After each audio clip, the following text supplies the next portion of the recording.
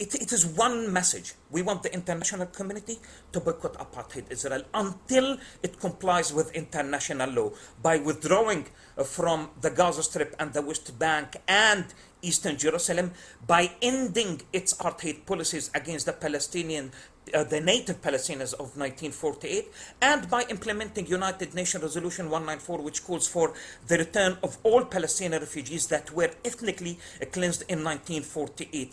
And in fact, the last demand, which is the implementation of United Nations Resolution 194, is the most important demand that we are asking for in the Gaza Strip and even Palestinians in the diaspora. I'm saying this because 2/3 of the Palestinians of Gaza are refugees who are entitled to their right of return and compensation.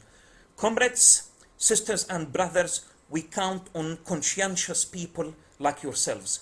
We want you to exert pressure on your government, on the French government, actually to boycott apartheid Israel, to divest from Israel and divest from companies investing in apartheid Israel until Israel complies with international law. C'est une continuation de quelque chose qu'on voit depuis des années et des décennies. C'est qu'il y a des massacres, de destruction, des tueries. Il y a des enquêtes, il y a des résolutions. On met ça dans le tiroir et c'est fini. Et ça répète. Il faut mettre fin à ce cycle d'impunité. Et je vais noter aussi qu'il y a 11 ans, il y avait la décision du Cour international de justice à La Haye sur le mur d'apartheid d'Israël. Et c'était une victoire pour les Palestiniens. C'était clair, le cour a condamné le mur, dit c'est illégal, les colonies sont illégales, et puis rien n'est passé. Mais à ce moment-là, les Palestiniens ont dit qu'on ne peut pas laisser cette victoire passer encore une fois avec un papier dans le tiroir. Alors ça, c'est le contexte pour l'appel du 9 juillet 2005, l'appel de BDS. Maintenant, après 10 ans, c'est clair que BDS se répand dans le monde entier. Il y a beaucoup de victoires et beaucoup de grandes batailles des campagnes BDS sont menées ici en France. Et je sais que beaucoup entre nous ce soir participent dans ces batailles. Hier, dans la presse israélienne, il y avait aussi un rapport qu'a fait le gouvernement israélien lui-même sur l'effet du BDS, qui dit que si les campagnes de boycott continuent, Israël va perdre 40 milliards shekels par an, c'est à peu près 12 milliards d'euros. Et alors, quand on voit les faits, ce n'est pas du tout surprenant qu'Israël parle de BDS comme menace stratégique au même niveau que l'Iran. On sait aussi que la réponse d'Israël, aussi je crois que c'était après les élections en Israël, on a annoncé qu'il y a maintenant un ministre dans le gouvernement israélien responsable pour mener la lutte contre le BDS. Il s'appelle Gilad Erdan. Et il y a des grandes allocations de fonds, d'argent du gouvernement pour cette lutte. Dernièrement, 30 millions de dollars pour lutter contre le BDS. Et on sait, on a déjà parlé que cette lutte de l'Israël et des organisations du lobby israélien inclut la poursuite à la justice des militants, pas seulement en France, mais aussi en Angleterre, aux États-Unis, et je suis sûr bientôt dans des autres pays. Vous persistez, même en face de répression de l'État, contre vos activités qui, normalement, dans un État comme la France, devaient être considérées comme très nobles et éthiques et morales. Mais sinon, s'il ne veut pas soutenir vos efforts, au moins, il faut les considérer comme expression libre. On dit que la France est l'État de Charlie, qu'on peut dire tout. C'est évident qu'on peut dire tout contre les musulmans. On peut dénigrer, diffamer, toutes sortes je ne veux pas dire des gros mots, mais d'injures, exactement, contre les musulmans, mais toucher même à l'occupation d'Israël, même aux colonies que la France elle-même dit qu'ils sont illégaux et ont subi des accusations qu'on est antisémite. Mais malgré cette campagne et la poursuite à la justice des militants, vous continuez et je vous dis franchement que vos efforts inspirent beaucoup de militants dans le monde entier, surtout aux États-Unis et en Palestine. Et je suis très fier que The Electronic Intifada, notre site, on publie beaucoup de nouvelles de la France. Le Veolia, qui est une société française, mondiale, multinationale, qui a été forcée par la campagne BDS à vendre, d'abandonner tous ses investissements en Israël et dans les territoires occupés. Et on sait, parce que des responsables de Veolia l'ont dit, que cette société a perdu des milliards d'euros en contrat. N'oublions pas que l'État français est actionnaire d'Orange. Je suis sûr qu'il y avait des conversations entre M. Richard et le gouvernement français. Mais l'important, c'est que ils n'ont pas reculé de la décision qu'ils voulaient sortir du marché israélien.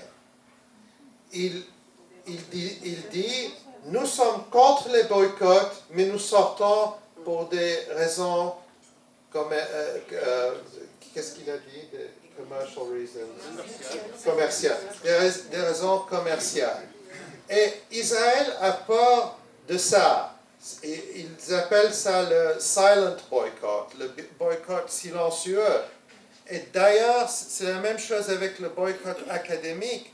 Vous avez noté les propos du président israélien. Aussi, il y avait des rapports, des conférences des académiques en Israël, des présidents des universités en Israël, qui dit que pour nous, le boycott silencieux est beaucoup plus grand que le boycott déclaré.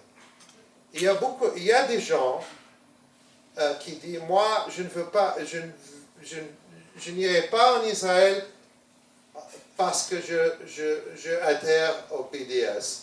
Mais il y a beaucoup plus de gens qui ne vont pas et ne disent rien.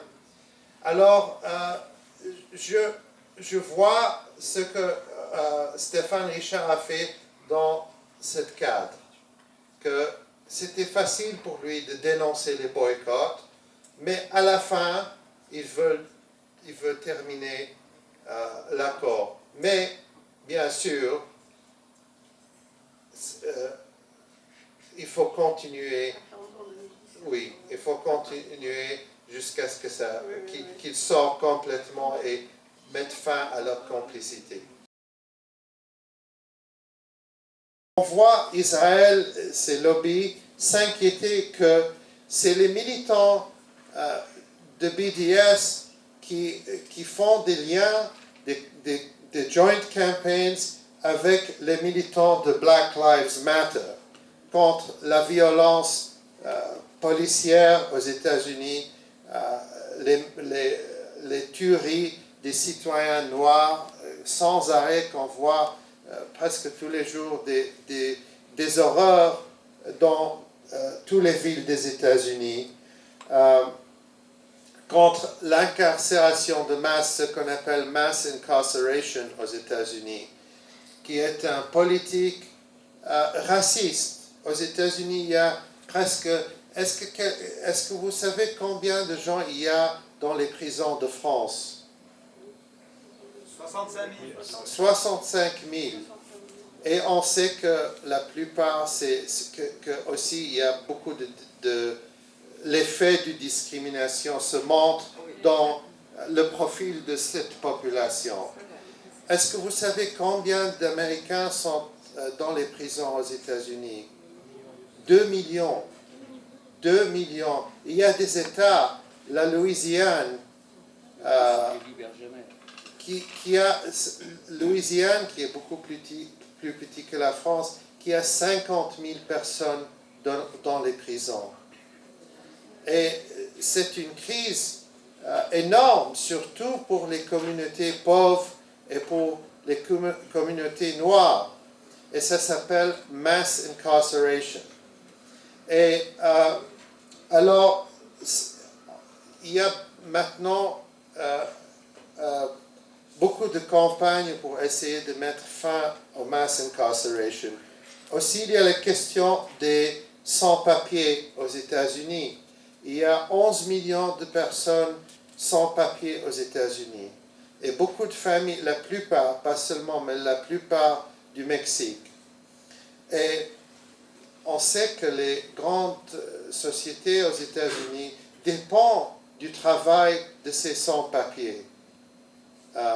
Et pourtant, c'est beaucoup de PDG des grandes sociétés sont en faveur d'une réforme de l'immigration parce qu'ils savent qu'ils sont dépendants sur les ouvriers qui viennent du Mexique. Mais il y a 11 millions de personnes sans papier, beaucoup de familles qui à moitié a les papiers, à moitié pas. Il y a les enfants qui sont nés aux États-Unis, qui sont citoyens, et peut-être les parents qui sont venus sans papier. Il y a ce qu'on appelle les dreamers, qui sont les jeunes qui, peut-être, ils étaient des bébés quand ils sont venus aux États-Unis. Ils sont américains complètement, mais ils n'ont pas les papiers. Alors, eux, ils mènent des campagnes, des combats pour la réforme de l'immigration. Et il y a, sous l'administration d'Obama, il faut connaître ça, parce qu'en Europe, moi, je crois qu'on était très, très naïfs à propos d'Obama. Les gens pensaient que c'était grand progressif. Il faut savoir que l'administration d'Obama a expulsé, déporté plus de 4 millions de personnes des États-Unis dans les 6 ans qui sont passés. Et il faut savoir que ces 4 millions, c'est plus que les déportations de toutes les administrations dans the century, 100 years before, au siècle. Dans tout un siècle avant Obama, on n'a pas expulsé 4 millions de personnes.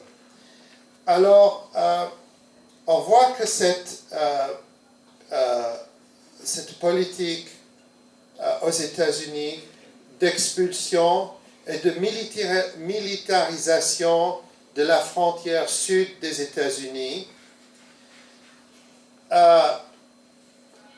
sort du même perspective coloniale et raciste que le sionisme. ce n'est pas, je veux être clair, ce n'est pas Israël qui a inspiré les États-Unis. Ce n'est pas ça que je dis. Je dis que c'est la même perspective parce que c'est des États coloniaux. Mais parce qu'il y a cette perspective partagée, on a des représentants aux États-Unis, j'ai écrit, c'est dans mon livre, qui dit que Israël, c'est l'exemple qu'on doit suivre. On doit construire des murs sur notre frontière comme fait Israël entre Israël et les Palestiniens. Et c'est Obama qui a donné un contrat à la société israélienne Elbit Systems. Elbit qui fabrique les drones qui tuent les Palestiniens. Elbit qui a fabriqué les systèmes pour le mur en Cisjordanie, qui maintenant a un contrat pour construire ce qu'on appelle un invisible fence sur la frontière de Arizona. Invisible fence, c'est un Barrière invisible. barrière invisible, c'est avec des radars et des... Oui, oui. Alors, c'est de nécessité que c'est pas seulement parce que c'est moralement, éthiquement et politiquement correct et juste de s'allier avec les autres luttes. C'est une nécessité parce que c'est les mêmes sociétés, les mêmes corporations qui expérimentent sur le peuple palestinien et puis vendent les technologies d'oppression aux États-Unis.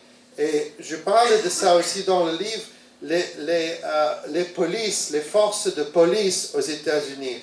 Presque toutes les forces de police, on n'a pas de police nationale aux États-Unis, c'est au niveau des États et des villes. Alors, les forces de police de presque toutes les grandes villes, ils vont souvent, régulièrement en Israël, et c'est des voyages organisés par les organisations du lobby sioniste. On les prend en Israël pour faire des entraînements, pour les montrer les technologies qu'a développées Israël. Et ils retournent aux États-Unis, ils disent que Israël, c'est les experts du monde en combat contre le terrorisme. Et il y a beaucoup d'exemples que je montre dans le livre. Mais l'important, c'est qu'il y a une mentalité partagée, qu'on voit les populations marginales aux États-Unis, les Noirs, les musulmans, les immigrés, les sans-papiers, comme ennemis internes. On a vu, vous avez peut-être vu les images de Ferguson et d'autres villes, que la police entre dans les quartiers avec des blindés, avec des armored vehicles, avec les fusils d'assaut. Cette militarisation de la police est quelque chose que Israël exploite, parce qu'Israël a perfecté les technologies de contrôle et d'oppression. Alors, je veux donner ce contexte pour expliquer pourquoi il y a cette croissance de coopération, je ne trouve pas les mots en français, mais c'est plus c'est solidarité, c'est action conjointe entre les militants du BDS et les autres mouvements aux États-Unis.